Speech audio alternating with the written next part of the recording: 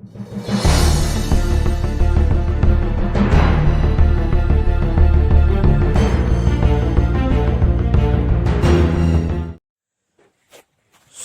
1976 में अपनी पहली फिल्म मृगया रिलीज करने के बाद मिथुन चक्रवर्ती को लगातार 2 साल बोलने लायक कोई काम ही बॉलीवुड में नहीं मिला था। 2 साल उन्हें कड़ी संघर्ष करनी पड़ी थी। टी प्रकाश राव जी के हमारा संसार फिल्म में उन्हें पहले बोलने लायक एक ब्रेक मिली। मृगया के बाद बीच के 2 साल मिथुन चक्रवर्ती 2 अनजाने, मुक्ति, फूल खिले हैं गुलशन गुलशन जैसे कुछ फिल्मों में 2-3 मिनट के छोटे मोटे रोल करके भी अपना वजूद को बरकरार रखने की कोशिश किए थे।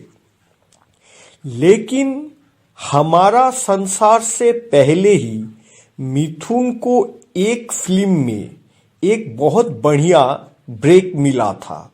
उस फिल्म का नाम था समीरा और उसके निर्देशक थे विनय शुक्ला।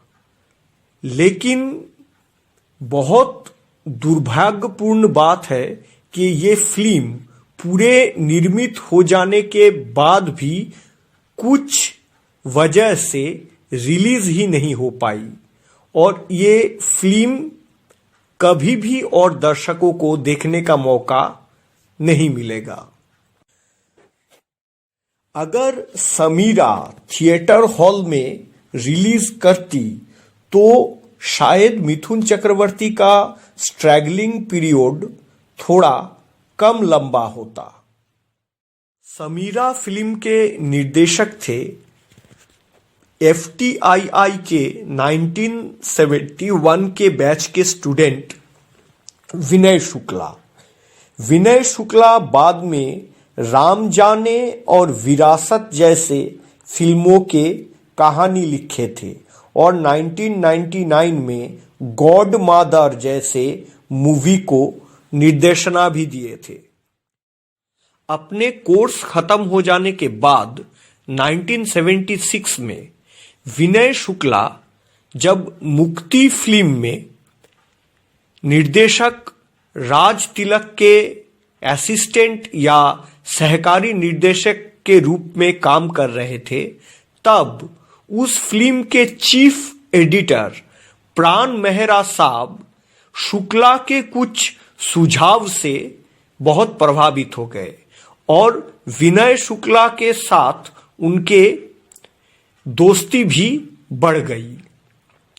प्राण मेहरा विनय शुक्ला से कहे कि वो एक फिल्म प्रोड्यूस करने में बहुत इच्छुक है और अगर उन्हें ढंग का कोई कहानी मिल जाता है तो वो उस फिल्म में इन्वेस्ट करने के लिए तैयार है और उस फिल्म के डायरेक्टर या निर्देशक के रूप में वो विनय शुक्ला को लेने में भी इंटरेस्टेड है। ये बात सुन के विनय शुक्ला एक अच्छी कहानी के तलाश करने लगे। आखिर में मशहूर कहानीकार कमलेश्वर जी के एक कहानी विनय शुक्ला को बहुत पसंद आ गया और वो इस कहानी को प्राण मेहरा साहब को सुनाए। प्राण मेहरा साहब को भी कहानी पसंद आ गई और वो इस कहानी के ऊपर एक फिल्म बनाने को राजी हो गए। विनय शुक्ला जी 1974 में परिणय बोल के एक फिल्म में बतौर असिस्टेंट स्क्रिप्ट राइटर के हिसाब से काम किए थे। उस फिल्म के हीरोइन थी शबाना आजमी। उस समय से शुक्ला जी शबाना आजमी जी के काम से बहुत इम्प्रेस्ड हो गए और 1976 में आई फिल्म तपस्या, जिसके निर्देशक थे अनिल गंगुली, तपस्या में परीक्षित साहनी जी का काम विनय शुक्ला को प्रभावित किया था। शुक्ला जी ये तय किए कि उनके पहली फिल्म में बतौर हीरोइन काम करेंगे शबाना आजमी और हीरो के रूप में काम करेंगे परीक्षित साहनी जी। और एक बहुत ही अहम रोल के लिए वो मिथुन चक्रवर्ती को कास्ट किए। मिथुन चक्रवर्ती राज तिलक द्वारा निर्देशित मुक्ति फिल्म में एक बहुत ही छोटे रोल में काम किए थे। सारे कास्ट फाइनल हो जाने के बाद इस फिल्म के कहानी के कमेंटेटर या सूत्रधार के रूप में अमोल पालेकर को लिया गया।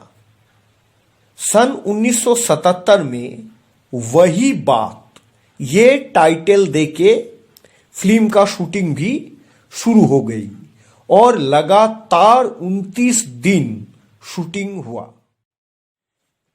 फिल्म समीरा की कहानी भी बड़ी अद्भुत थी। एक साधारण लड़की समीरा की शादी एक बहुत ही ऊंचा ख्वाब देखने वाला लड़का प्रशांत से हो जाता है। प्रशांत पेशे से एक इंजीनियर है। शादी के बाद समीरा और प्रशांत एक दूसरे जगह चला जाता है जहां पे प्रशांत एक डैम के निर्माण के काम में उलझ जाता है। क्योंकि प्रशांत का उच्चाकांक्षा बहुत था और वो जीवन में कुछ बनना चाहता था, इसलिए उसका ये बड़ा बनने का ख्वाब उसे और भी व्यस्त कर देता है और समीरा से उसकी दूरी बढ़ने लगता है। समीरा अकेलापन महसूस करती है, तनाव बढ़ता ही रहता है। उस समय प्रशांत के असिस्टेंट जो प्रशांत के काम में हाथ पटाता था, उसका नाम था नकुल। वो नौजवान नकुल के साथ समीरा का एक संपर्क बन जाता है और नकुल समीरा का हमदर्द बन के उसका जीवन में आता है। प्रशांत को अक्सर बंबई जाना पड़ता था और वो घर नहीं रह पाता था। इस वजह से एक बार जब समीरा बहुत बुरी तरह से बीमार पड़ जाती है, तब नकुल उसका सेवा करता है और उसे देखभाल करके उसे स्वस्थ बनाता है। इससे समीरा नकुल के और झुक जाती है और इसी के अंजाम में प्रशांत के साथ समीरा का डिवोर्स हो जाता है।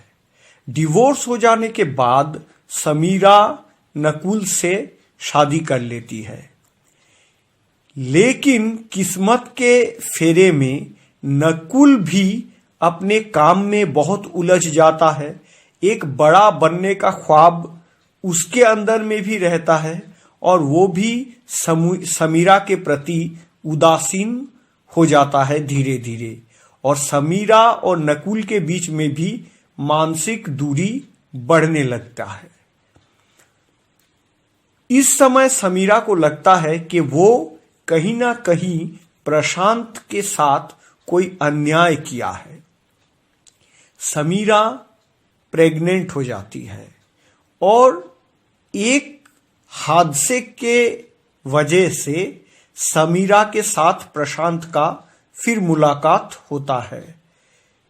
प्रशांत समीरा के जीवन में फिर से आता तो है, लेकिन वो समीरा और नकुल के टूटता हुआ बिखरता हुआ विवाहित जीवन को फिर से जोड़ने का कोशिश करता है और समीरा और नकुल के संतान को दुनिया में आने में मदद करता है।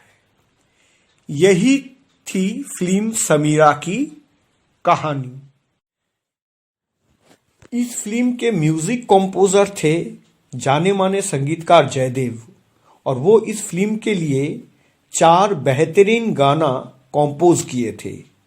इस फिल्म के गीतकार थे शाहिर लुधियानवी जी और नक्काश लैलापुरी जी। भूपिंदर सिंह एवं आशा भोसले का गाया हुआ एक गीत जहर देता है कोई मुझे दवा देता है बहुत ही लोकप्रिय हुआ था। फिल्म का शूटिंग खत्म हो जाने के बाद इस फिल्म का नाम को बदल के फिल्म के सेंट्रल कैरेक्टर समीरा का नाम से समीरा ही रख दिया गया। फिल्म के शूटिंग कंप्लीट हो जाने के बाद जब फिल्म एडिटिंग टेबल पे गया, उस समय फिल्म के फाइनेंस ब्रोकर हसमुख शाह इस फिल्म के मार्केटिंग के बारे में सोचने लगे। हसमुख शाह ये चाहते थे कि इस फिल्म का राइट्स को बाजार में बेच के कुछ पैसा बाजार से उठा लिया जाए एवं उसी पैसे से फिल्म का बाकी काम भी कंप्लीट किया जाए। लेकिन इस फिल्म के प्रोड्यूसर प्राण मेहरा साहब और को प्रोड्यूसर के महाजन जी ये चाहते थे कि पहले ये फिल्म कंप्लीट हो जाए, उसके बाद ही इस फिल्म का मार्केटिंग किया जाए। ये बात को लेके हसमुख शाह, प्राण मेहरा जी और फिल्म के को प्रोड्यूसर के महाजन जी के बीच में थोड़ी सी मतभेद दिखाई दिया। इसके लिए फिल्म का काम में भी थोड़ी रुकावट आई। उसके बाद एक बहुत ही बुरी हादसा हो गया कि 1978 के 6 नवंबर इस फिल्म के प्रोड्यूसर प्राण मेहरा साहब अचानक गुजर गए। उसके बाद बहुत ही बाधाओं के अंदर से गुजर के ये फिल्म का काम संपूर्ण हुआ और समीरा 1981 में फिल्म सेंसर बोर्ड से रिलीज किया गया। उसके बाद इस फिल्म को इंडियन पैनोरामा के पार्ट या एक हिस्सा के हिसाब से 1983 में फिल्म फेस्टिवल में प्रदर्शित भी किया गया और समीरा आलोचकों के बहुत ही प्रशंसा भी लाभ की। लेकिन ये बहुत दुख की बात है कि ये फिल्म फेस्टिवल में प्रदर्शित तो हुई थी, लेकिन इस फिल्म को सिनेमा हॉल या थिएटर हॉल में रिलीज करवाना मुमकिन नहीं हुआ और ये फिल्म आज तक रिलीज नहीं हुई।